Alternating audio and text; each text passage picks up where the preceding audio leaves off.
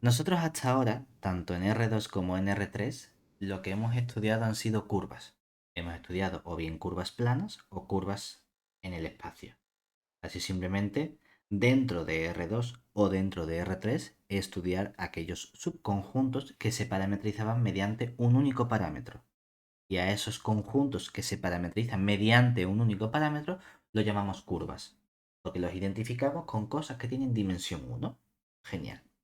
Es cierto que en R2 no hay mucho más margen de juego, pero en R3 sí que uno podría pensar, bueno, ya que tienes el espacio R3 que tiene dimensión 3, has estudiado, por un lado, las curvas, que son aquellos subconjuntos que se parametrizan con un parámetro, es decir, que tienen dimensión 1, podría seguir subiendo otro escalón y tratar de estudiar qué ocurre con aquellos subconjuntos que se parametrizan mediante dos parámetros. O sea, cosas que tengan dimensión 2.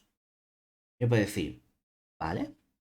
Podría ser perfectamente válido y tratar de decir, vamos a generalizar ese concepto de curva, tratando de buscar una parametrización que, bueno, dependa de dos parámetros y que tenga las mismas propiedades que teníamos en el caso de la curva, o que sea de clase C infinito, etcétera. ¿Cierto? Pero vamos a tener que afinar un poquito más para estudiar ese comportamiento. Entonces, vamos a dar realmente el concepto, la primera definición que vamos a llamar carta, es precisamente buscar esa forma de extender el concepto de parametrización de una curva para más de un parámetro. Eso es lo que va a hacer nuestra carta precisamente. Entonces, vamos a coger definición, primero, un conjunto de R3. Antes era una curva C, ahora vamos a llamarlo voy a llamar S. Y el libro llama M. Hay un porqué el libro llama M. Es porque Sí. nosotros estamos trabajando en R3 y vamos a trabajar precisamente con aquel conjunto que está en una dimensión inferior. Que en este caso, como es dimensión 2, uno piensa en superficie y dirías S. Normalmente, cuando uno trabaja en general en RN y estudia una variedad también con cartas y atlas, es justamente algo que tiene dimensión uno inferior. Entonces, claro, para estas dimensiones, el concepto de variedad diferenciable es lo que en inglés se llama manifold. Y por eso le ponemos normalmente la M a estos conjuntos. Me da igual que lo llamamos S o M, te dejo elegir lo que más coraje te dé. Me dale. M. Venga, entonces, sea M un subconjunto de R3. Este va a ser nuestro candidato ya no a curva, sino a hablarlo de superficie. Bueno, pues una carta, vamos a llamarla C, sobre nuestro conjunto M o una carta DM es una terna, es decir, C está compuesta por tres elementos. Por un lado, un conjunto U, por otro lado, una aplicación phi y otro tercer conjunto A. ¿Dónde? ¿Quién es cada cosa? Por un lado, el conjunto U contenido en R2 es un conjunto abierto.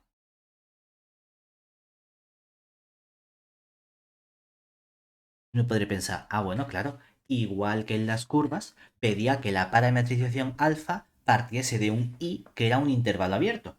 Vale, perfecto. Luego, ¿qué queríamos? Una aplicación que era el alfa. En este caso va a ser phi. Phi va a ser esta aplicación que va de u, contenido en R2, a priori a todo R3. Oye, pues mira, igual que hacía esta parametrización. ¿Qué tenía que ser esta parametrización? Tenía que ser una función de qué clase. La Infinita. parametrización en las curvas era una función de clase de infinita, ¿verdad? Ujú. Entonces, pues queremos que esta aplicación phi vaya de R2 a R3, verifique que phi es de clase de infinito sobre nuestro conjunto U. De momento funciona prácticamente igual, pero vamos a pedirle un poquito más, porque en realidad sé que phi comienza en u, pero ¿hasta dónde va a llegar nuestro phi? Queremos justamente que A la M. imagen phi de u, o que phi, queremos que sea un, ¿cómo lo pongo? Homeomorfismo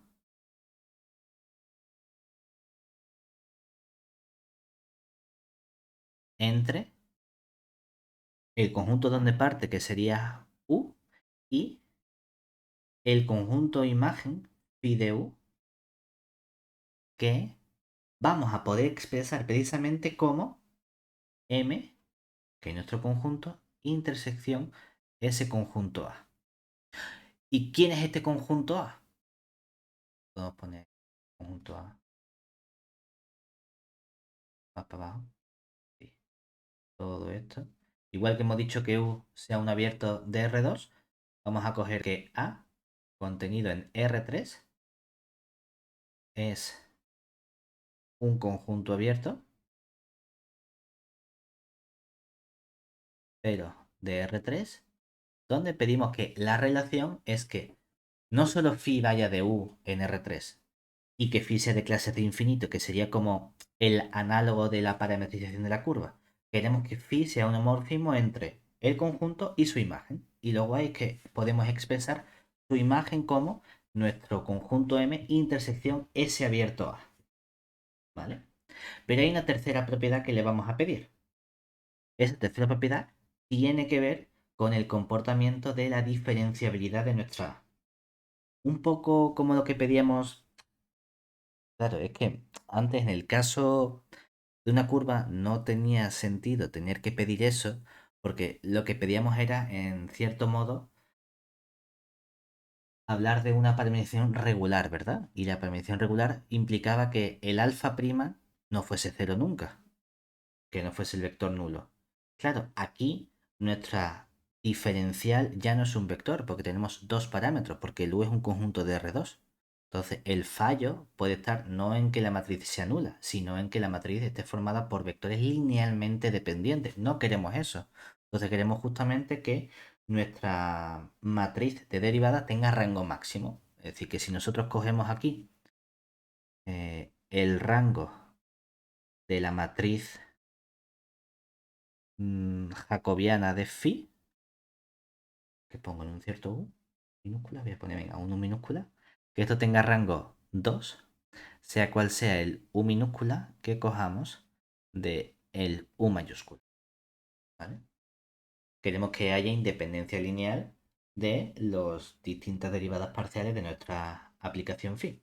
Ojo, que aquí tengo una aplicación donde estamos derivando una función phi que como va a R3 tiene tres componentes, phi sub 1, phi sub 2, phi sub 3, y lo derivamos respecto de las dos variables u, que sería la componente u sub 1 y la componente u sub 2. A mí me gusta poner por filas, entonces pondría la phi sub 1, serían dos elementos, luego debajo la phi sub 2, dos elementos, y debajo la phi sub 3, tres elementos. Para mí sería una fila, una matriz que tiene tres filas y dos columnas.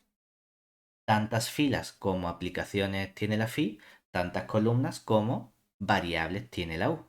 Pero bueno, me da igual que lo pongas por filas o por columnas. Es decir, lo que quiero decir aquí, nota, observemos que cuando escribimos la matriz jacobiana de phi en u, esto yo lo expresaría como la parcial de phi sub 1 respecto de u sub 1, la parcial de phi sub 1 respecto de u sub 2. Luego cojo la parcial de phi sub 2 respecto de u sub 1, la parcial de phi sub 2 respecto de u sub 2. Y por último, la parcial de phi sub 3 respecto de u sub 1, la parcial de phi sub 3 respecto de u sub 2. Donde phi es esta aplicación que tiene tres componentes, phi sub 1, phi sub 2 y phi sub 3, porque va de R2 a R3 y U lo expresamos como sus dos componentes U sub 1 y U sub 2 pertenecientes a U, que es un subconjunto de R2. ¿Vale? Geométricamente es muy guay lo que estamos pidiendo aquí con este comportamiento, porque ¿qué está ocurriendo realmente aquí? Es decir, geométricamente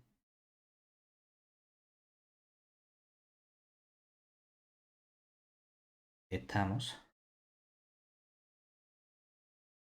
pidiendo que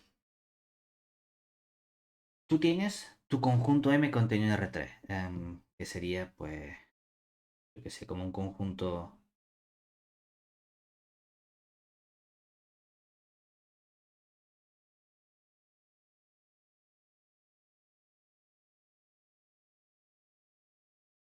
Vale, este es tu M contenido en R3. ¿Y qué estamos haciendo nosotros? ¿Cómo relacionamos este conjunto M con nuestras aplicaciones phi? Lo que está diciendo es que este conjunto va a ser tu imagen final, ¿verdad? Y vas a tener el qué? Un abierto ¿de dónde? De R2, ¿verdad? Es decir, vas a tener tu conjunto U aquí, tu XY, y vamos a tener por aquí un cierto abierto de R2, pues yo qué sé. Este de aquí va a ser nuestro abierto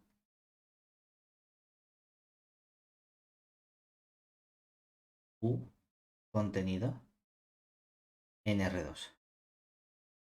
¿Qué hace entonces nuestra aplicación phi? Phi va de este elemento en R3, ¿verdad? ¿Y cuál es la imagen de este abierto U?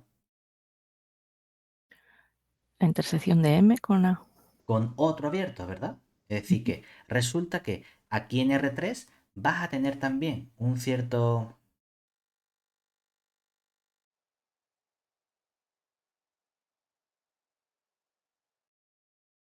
Algo así.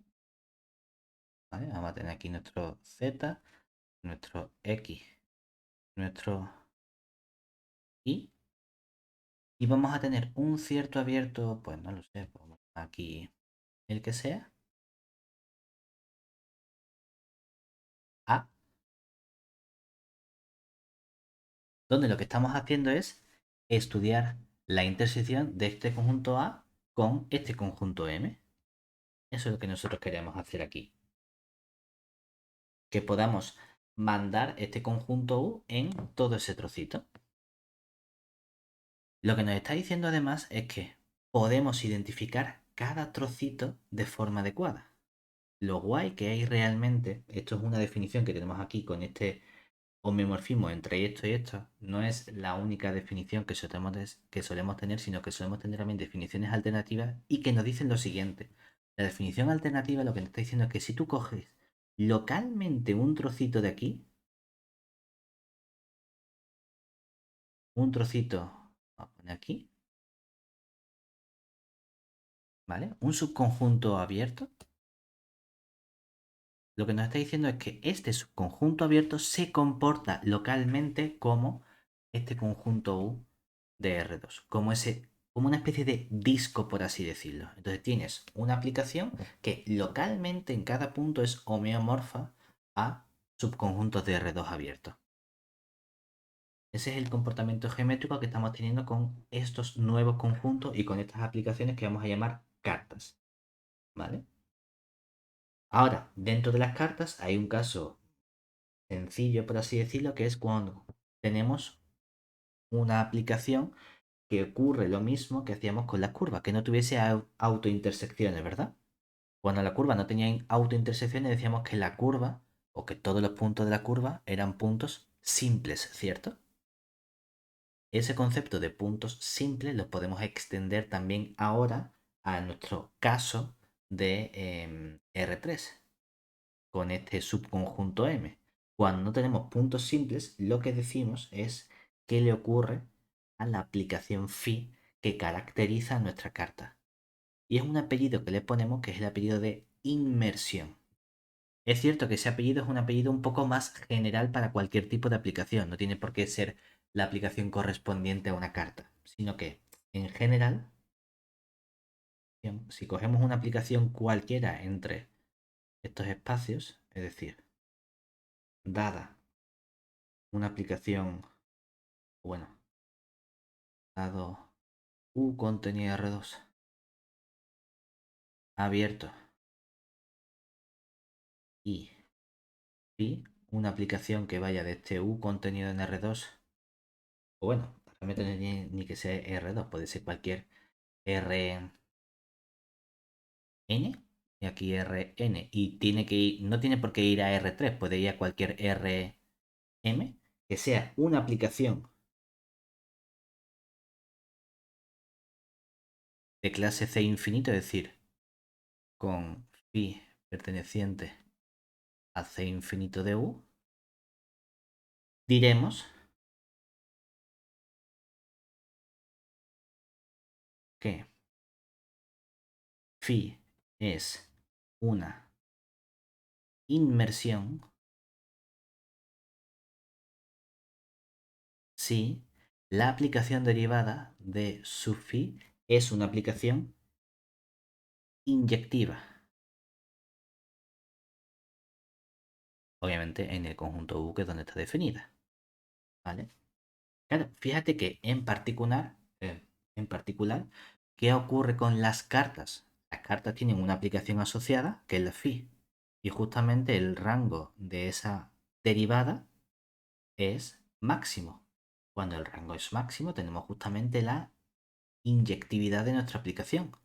Por lo tanto, precisamente tenemos que en el caso de las cartas hay justamente inyectividad. Es decir, si tenemos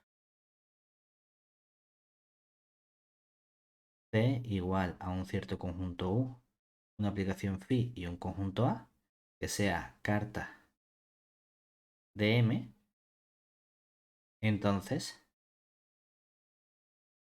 phi es una inmersión. Porque la condición que le hemos pedido justamente a nuestra carta es que la derivada sea una aplicación inyectiva. Ahora, de entre todas las cartas que nosotros podemos estudiar, vamos a estudiar una muy concreta. ¿De acuerdo? ¿Cuál es esa muy concreta que vamos a estudiar? La que está asociada a un conjunto también muy concreto. Yo diría, vaya, que de cosas concretas. ¿Cuáles son los conjuntos más sencillos que podemos estudiar que tienen dimensión 1 menos que el total? Los hiperplanos. Los hiperplanos, ¿verdad? Pero no tienen por qué ser planos. Ujú. Pueden ser justamente cualquier tipo de subconjunto de dimensión 1 menos. Y hay un hiperplano muy curioso, un conjunto de dimensión 1 menos, que está asociado a una función, que es siempre el conjunto gráfica de la función. Si nosotros cogemos, por ejemplo, funciones que vayan de R en R, estoy trabajando realmente en R2 y la gráfica es un conjunto de dimensión 1. Si vamos con funciones que vayan de R2 a R, realmente estoy trabajando en R3 y la gráfica es un conjunto que tiene dimensión 2. Entonces, si tengo un buen comportamiento de una función, puedo estudiar qué ocurre con la gráfica de esa función y analizar ese comportamiento. Venga, pues vamos a hacer justamente eso. Lo que ocurre es que cuando tratamos de construirnos una carta adecuada, esa carta va a recibir un apellido. Entonces vamos a hablar de lo que serían las cartas de... Esto es francés. Es de las pocas palabras que aprendí cómo pronunciar en francés. Cartas de monge. Yo siempre decía de monje, hasta que en cuarto de carrera el profesor correspondiente me dice, Pablo, ¿qué coño es monje? Y digo, lee la carta, dice, monge, monge, que es francés. Digo, bueno, vale, monge, monge, lo que tú quieras. Monje. con G en vez de con J, ¿no? Entonces, vamos a coger una función.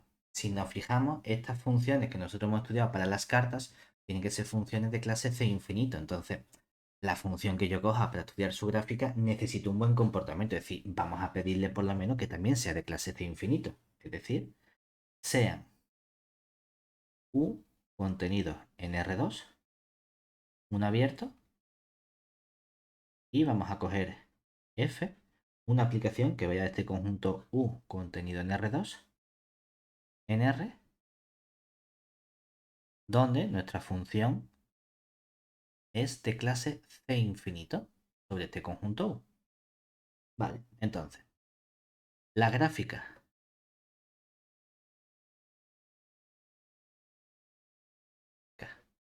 de F se define como, es cierto que sería, pues no sé, que podemos ponerle R de F, graph de F, la definición ¿cuál es? Son todos los puntos. Estamos en R3 al final, ¿verdad? X y Z pertenecientes a R3, tales. La F está definida en U, entonces queremos que el punto XY esté en U. ¿Y cuál es la relación? Que la imagen Z sea justamente F de XY. Oye, efectivamente estamos trabajando con un subconjunto de R3. Y para las cartas que cogíamos, un conjunto M, que era un subconjunto de R3, ¿verdad? Pero que dependía de dos parámetros, en este caso los parámetros X y Y. Ah, pues, ¿qué me hace falta? El abierto U lo tengo. Me hace falta el abierto A y me hace falta la aplicación phi. Bueno, pues entonces vamos a considerar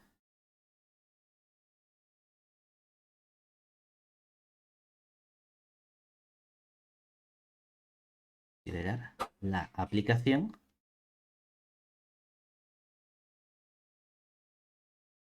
phi que va desde U, contenido en R2, en R3.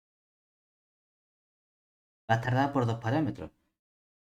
Lo hemos llamado XY, lo puedes dejar como XY o los puedes cambiar a UV, USU1, USU2, lo que más coraje te dé. Me da exactamente igual.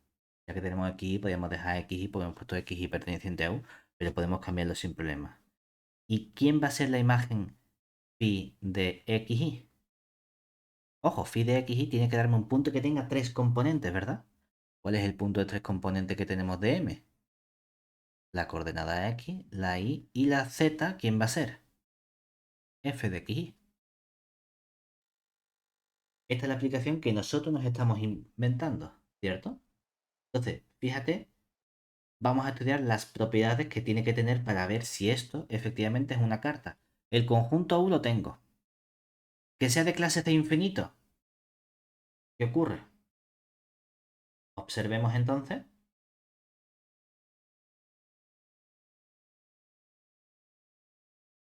¿Quién es phi sub 1 de xy? Phi sub 1 sería la primera componente, ¿verdad? Que es la componente x. Y x es un polinomio. Los polinomios son obviamente funciones de clase de infinito. O sea que esto pertenece a c infinito de u. ¿Quién es la función phi sub 2 de xy? La segunda componente que hemos dicho que es y. Es un polinomio. Los polinomios son también funciones de clase c infinito de u. Y la última componente, phi sub 3 de xy, es justamente nuestra función f de xy, que efectivamente es también una función de clase c infinito. Luego, lo que tenemos es que efectivamente nuestra función phi es también una función de clase c infinito sobre u. Mira qué bien. ¿Qué nos falta a nosotros para obtener que sea una carta?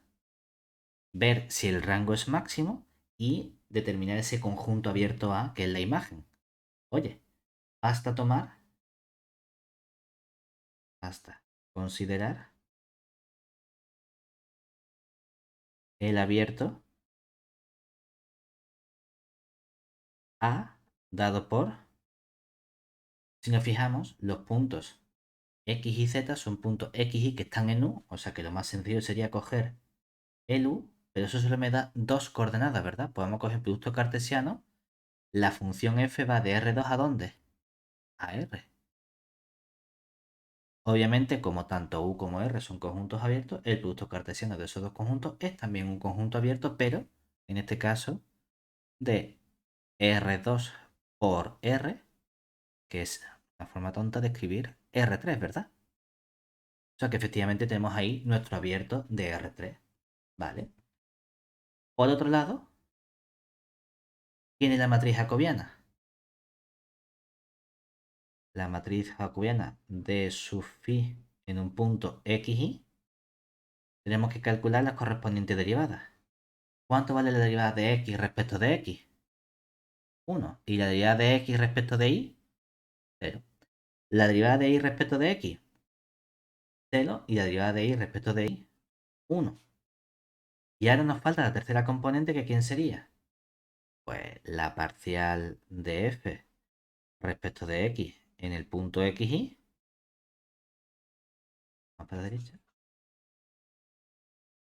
0, 1. Y la parcial de f respecto de y en el punto xy, ¿verdad? Esta sería nuestra matriz jacobiana. Pero fíjate que esta submatriz que tenemos aquí es la matriz identidad, por lo que automáticamente el rango de mi matriz jacobiana va a ser el mismo que el rango de esta matriz, que es rango 2. Luego tenemos aquí que el rango, y que entonces el rango de esta matriz de sub phi de xy es efectivamente 2, sea cual sea el punto xy que cojamos de todo nuestro abierto U. Por lo tanto, si cogemos ese abierto U, esa función phi que nos hemos construido y el último abierto A, verifica todas las propiedades que hacía falta para llamarlo carta de nuestra superficie o de nuestro conjunto M, ¿verdad? Es decir, por lo tanto,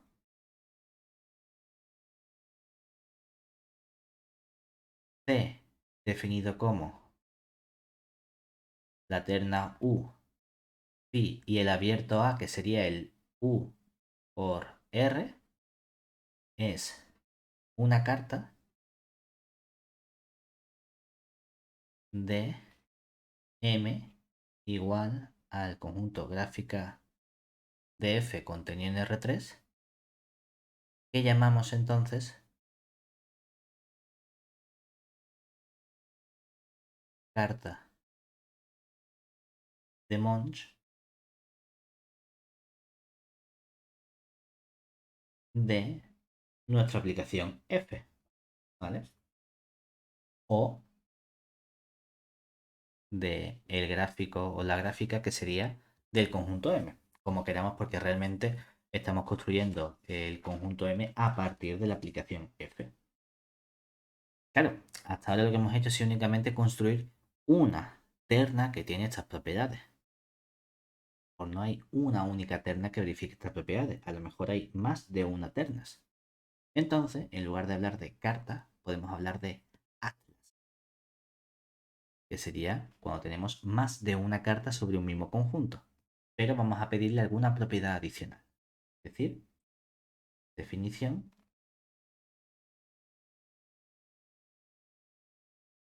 partimos de la misma base, es decir, sea M un subconjunto de R3. Entonces, un conjunto A caligráfica, su índice M, de la forma unos C sui con I perteneciente a I, una familia de índices, es o se llama atlas de nuestro conjunto M si cada C sui de la forma U sui phi sub i a sub i con i perteneciente a i mayúscula es una carta de M verificando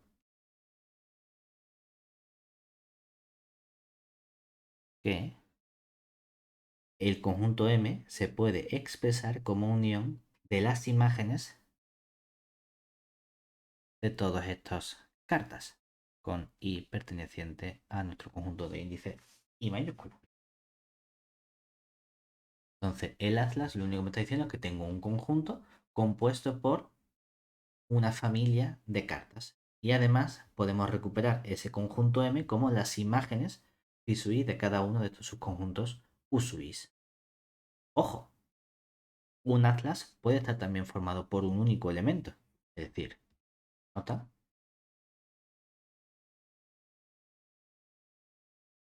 un atlas puede estar compuesto también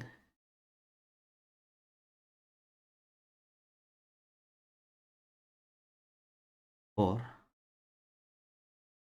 una única carta.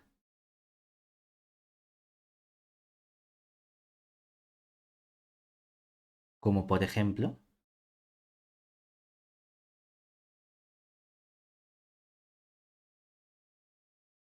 cuando tenemos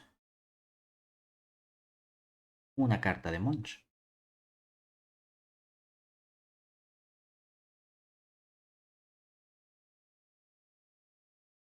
Es decir, si mi subconjunto es imagen de una aplicación F, entonces la correspondiente carta que podemos construirnos fácilmente es la carta de Monge.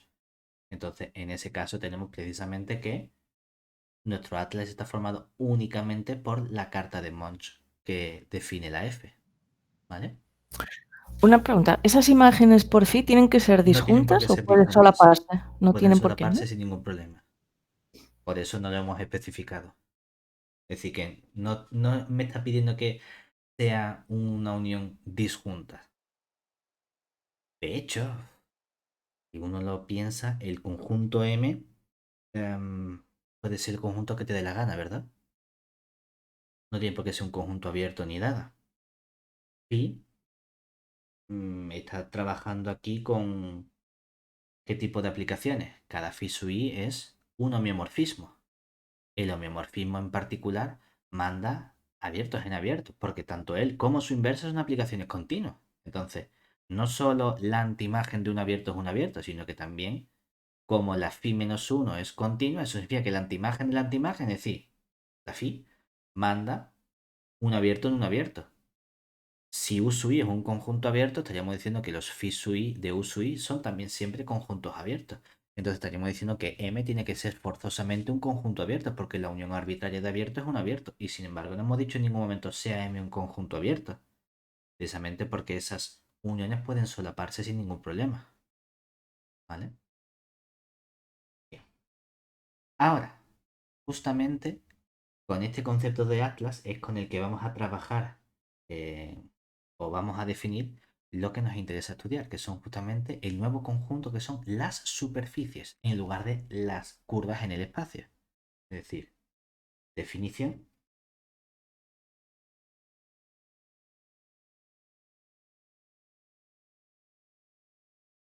Aquí decimos que un conjunto M contenido en R3 es una superficie. Podemos ponerle también si quiere el apellido de diferenciable, pero bueno, gente podemos hablar simplemente de superficie. Si existe un atlas, atlas de este conjunto M. Entonces, Básicamente lo que estamos diciendo aquí es que las superficies están extendiendo ese concepto de curva, pero a una dimensión superior. Claro, aquí lo que uno ha visto es, de forma sencilla, cómo construir una carta a partir de una aplicación. Hay veces, sin embargo, en los que tenemos o podemos tener superficies que no sean superficies, o conjuntos que no sean superficies diferenciables porque no exista un atlas asociada a ese subconjunto. Eso ya es un poquito más complicado de estudiar, pero sí que tenemos una caracterización, no caracterización porque no es un sí solo sí, pero un resultado útil para tratar de ver cuando algo no es un atlas o cuando algo no es una superficie porque no admite ese atlas. Precisamente tiene que ver un poco también con ese poder expresar de forma implícita nuestra superficie como unas ecuaciones. Es decir, proposición. Aquí, supongamos que sí tenemos ese buen comportamiento, es decir, sea M contenido en R3 una superficie diferenciable y vamos a coger un punto P de esta superficie. Entonces, existe un abierto o existen un conjunto U contenido en R2 abierto. Existe una aplicación F que va de ese U contenido en R2 en R3. Bueno, la aplicación va a R porque estamos trabajando con R3. De modo que nuestra F es de clase de infinito sobre ese conjunto U y existe un G contenido en R3 que es un entorno abierto como entorno es del correspondiente punto P tal que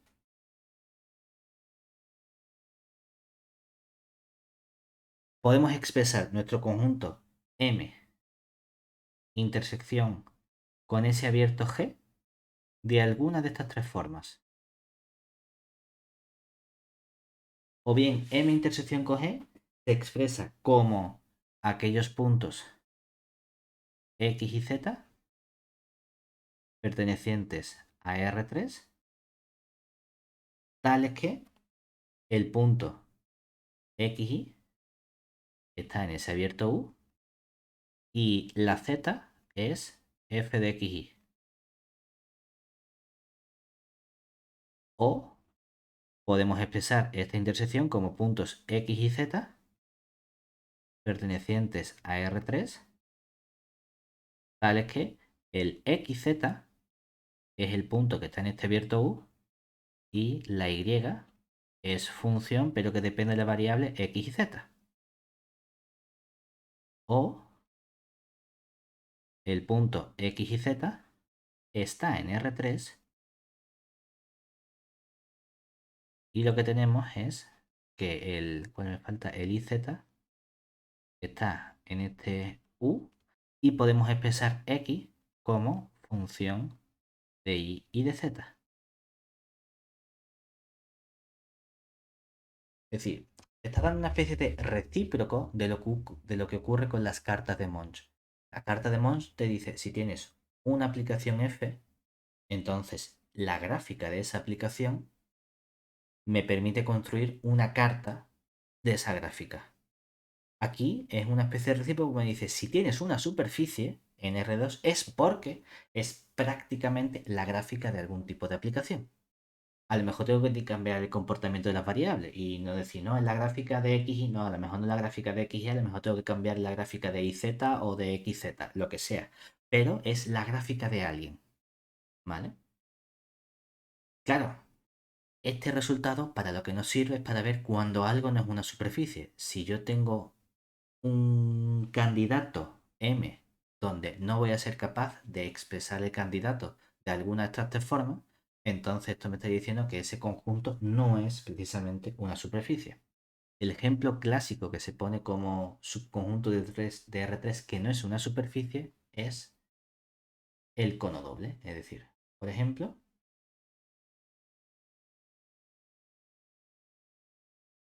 podemos considerar en R3 los siguientes subconjuntos.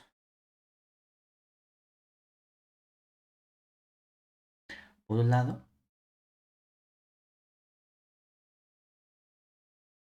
aquí, este,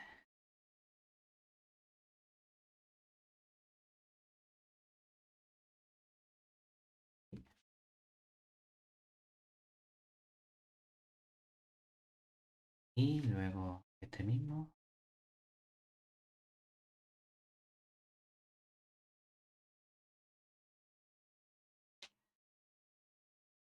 este de aquí,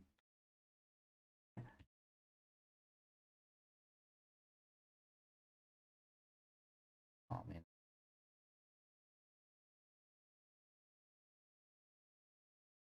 Aquí tenemos ahora esta recta que une este, esta recta que une este y para arriba, ¿de acuerdo? Este sería la esfera. Este sería nuestro cono doble.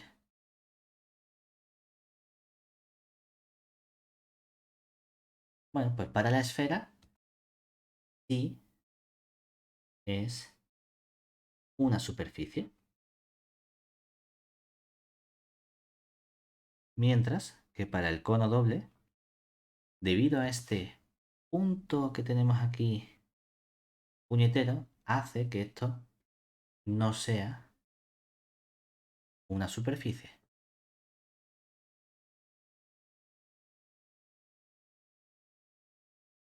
Porque da igual cómo nos pongamos y el entorno que cojamos de ese punto correspondiente, de ese vértice que tienen, no vamos a ser capaces de, en un entorno, encontrar una aplicación que sea diferenciable justamente en ese punto.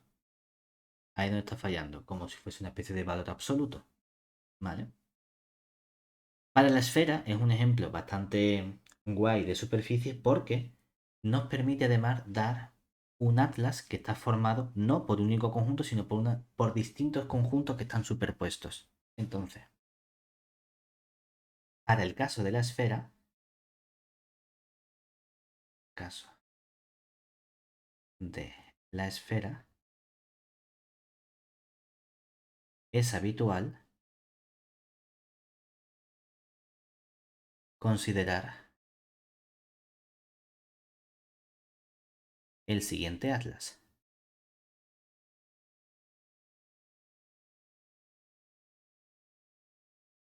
Es cierto que la esfera como conjunto M la podríamos expresar como aquellos puntos con X y, es decir, puntos X y Z pertenecientes a R3, tales que la condición es que X cuadrado más Y cuadrado más Z cuadrado sea igual a 1.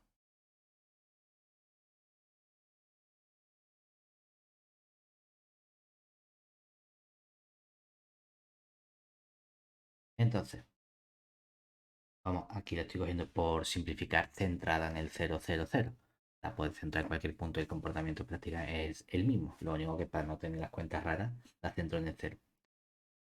Ahora, ¿cómo podemos buscar un atlas? Necesitamos las correspondientes abiertos, ¿verdad? Pues mira, el abierto U va a ser siempre el mismo. Es decir, consideramos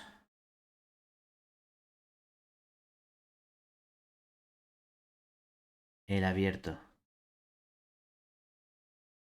U, que va a ser simplemente disco unidad, pero si queremos ponerlo específicamente, vamos a poner U y V pertenecientes a R2, tales que U cuadrado más V cuadrado es estrictamente menor que 1 y ahí me queda muy rara. Ya tenemos que considerar las siguientes aplicaciones y conjuntos, ¿verdad? Entonces, fíjate, vamos a coger 6 cartas diferentes. Por un lado, una aplicación phi su 1 de uv, que lo que hace es que me devuelve las correspondientes raíces. Vamos a poner, el orden me da exactamente igual en realidad.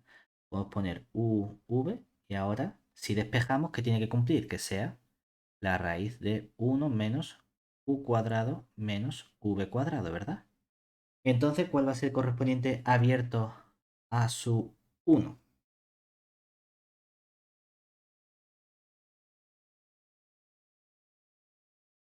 ¿Qué crees que vamos a tener aquí?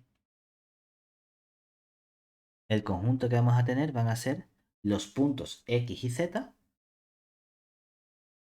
x y z, pertenecientes a R3, tales que de estas tres componentes hay alguna sobre la que pueda decirme algo que ocurre siempre.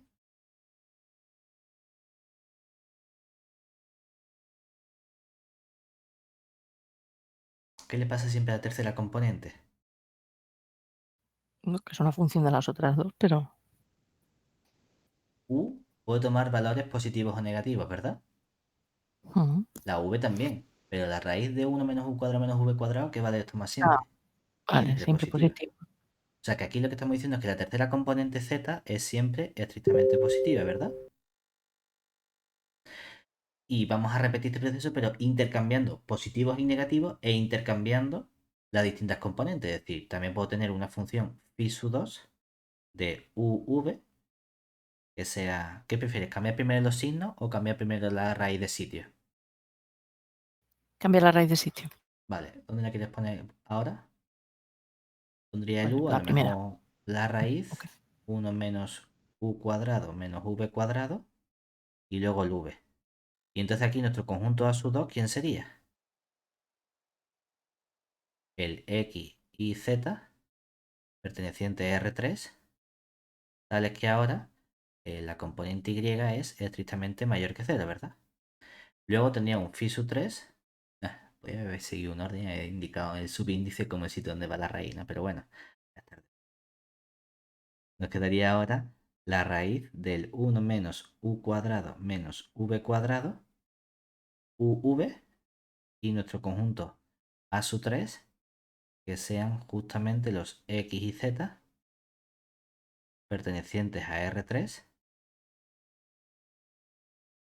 tales que la x es ahora estrictamente positiva. Y luego todo esto mismo exactamente igual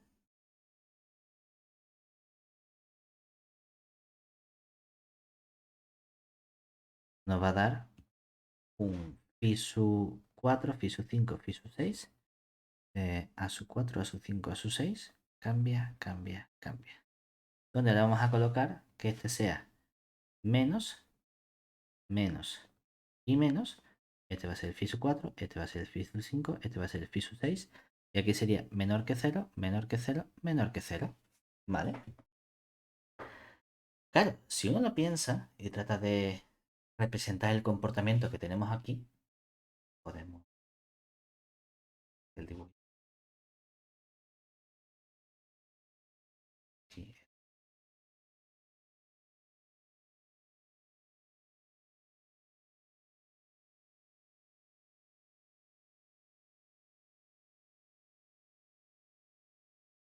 ¿Qué estamos haciendo? Esta parte sí sería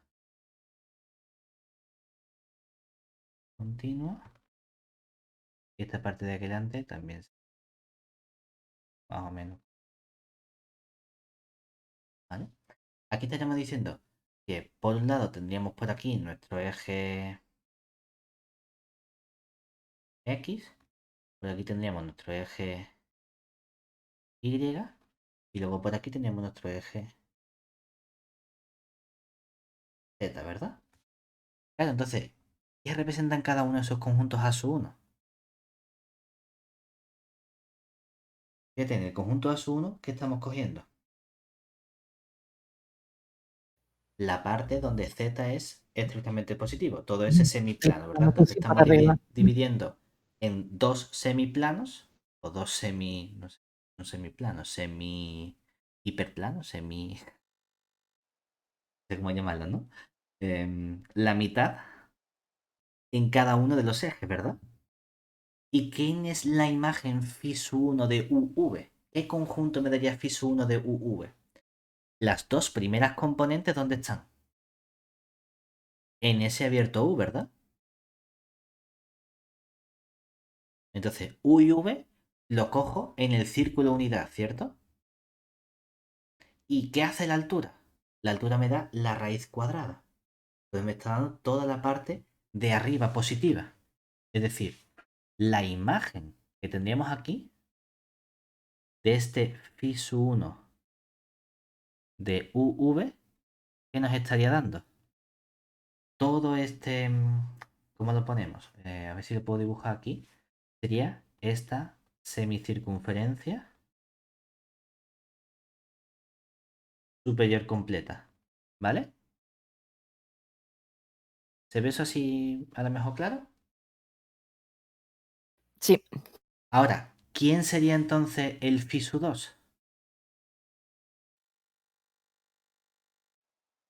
pues eso va a ser el lado, o sea, el semiplano derecho, o como quieras llamarlo. Bueno, Claro, me estaría dando que la X y la V, que sería la Z, ¿verdad? Son ahora donde están las circunferencias. Y me está dando la raíz de la Y. Entonces sería este mismo dibujo, pero girado. Es decir, tendríamos aquí esto así,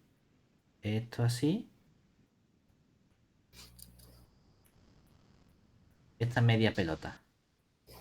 ¿Vale? Esta parte de aquí de la derecha. Entonces, fíjate, ¿por qué no sería? Uno diría, oye, ¿y por qué no cojo? ¿Por qué me hacen falta 6? ¿Por qué no cojo 2 simplemente? Y te coges con el z mayor que cero y te quedas también con el z menor que cero, ¿verdad? Te quedas con la mitad de arriba y te quedas con la mitad de abajo. Porque claro, si haces la mitad de abajo, entonces ¿qué tendrías? Esto de aquí y esta parte, ¿verdad? Así y así, ¿verdad? ¿Por qué no es suficiente coger el trozo azul y el trozo verde? El trozo verde. porque entonces ya no sería inyectiva, ¿no? Bueno, son abiertos. El problema Ah, es que vale. queremos que toda la esfera M, al unir los trocitos, me dé justamente lo que estamos dibujando aquí con este trozo azul. Esto sería realmente el phi 1 del abierto U 1, que es el U, ¿verdad? Y esto de aquí sería el phi 2 del conjunto U. Y este de aquí sería el phi 4, no, el phi con el 4, el phi 4 del conjunto U. Hemos cogido todo el rato el mismo abierto, pues hemos cogido un abierto uso 1, un abierto uso 2, un abierto uso 3, etcétera. Pero cuando yo los uno, el problema de este abierto es que precisamente el borde no está. Aunque lo haya dibujado aquí, en realidad cuando yo hago este dibujo, este borde que tenemos aquí está de forma discontinua. Y lo mismo ocurre con este borde morado que tenemos, que también está aquí de forma discontinua. Y lo mismo ocurre con este borde azul que tenemos aquí, que está de forma discontinua. Entonces, claro, si yo pego el FISU 1 de U con el FISU 4 de U, toda la circunferencia unidad del borde no aparece la horizontal. Entonces tengo que añadirla. Por eso añadimos también el trozo vertical. Y dice, claro, ¿y por qué no añades entonces simplemente el FISU 2? Es decir, la parte derecha con la parte izquierda. Porque si únicamente añado esos dos puntos, ¿qué ocurre? Que sigue faltando al final el puntito de en medio. Este de aquí faltaría. Porque falta de este borde y falta de este borde, ¿verdad? Ok. Por eso, luego lo que hacemos es coger todo ese borde con la función, creo que es la FISU 6 o la FISU 3, en la que me da la circunferencia que tengo pegada al eje X, para añadir ese último punto. Por eso, de este modo, sí que nos hacen falta estas 6 o estos 6 atlas. Ojo, no es que tengan que hacer, no es que hagan falta forzosamente 6 atlas, es que es la forma más simétrica y más sencilla posible de conseguirlo. Uno puede haber dicho perfectamente, oye, no puedes coger en lugar de medias circunferencias, ¿por qué no coges La circunferencia sí, la mitad coge un poquito. Pues anda, qué churro me ha quedado. Tú imagínate que coges esta circunferencia, ¿vale? Y le cortas por aquí. Le cortas aquí un agujero, ¿vale? Y haces lo mismo al revés. Le cortas aquí un agujero. Perfectamente. Entonces sí que te harían falta únicamente dos cartas para conseguir ese atlas. Que tú puedes tener cartas de más. No es que estamos diciendo es que el atlas tiene que ser el mínimo así. No, no, estamos dando uno porque es relativamente simétrico a la hora de construir las distintas cartas de nuestra esfera. Podemos coger otro atlas diferente, ¿vale? Pero que este es el más habitual porque vamos cogiendo mitades, mitades, mitades y tapando las distintas mitades. Obviamente, si te fijas, esto es hiper bestia porque para tapar un punto únicamente coges toda la media esfera completa. Que cuando me decía, oye, pueden superponerse, es que se está superponiendo todo menos ese punto prácticamente. Te dices, joder, todo para tapar un punto. Pues a lo mejor no hace falta coger tantísimo. Ya, es verdad. Pero es un modo fácil y simétrico de hacerlo. Es el único motivo que tenemos aquí. ¿Vale?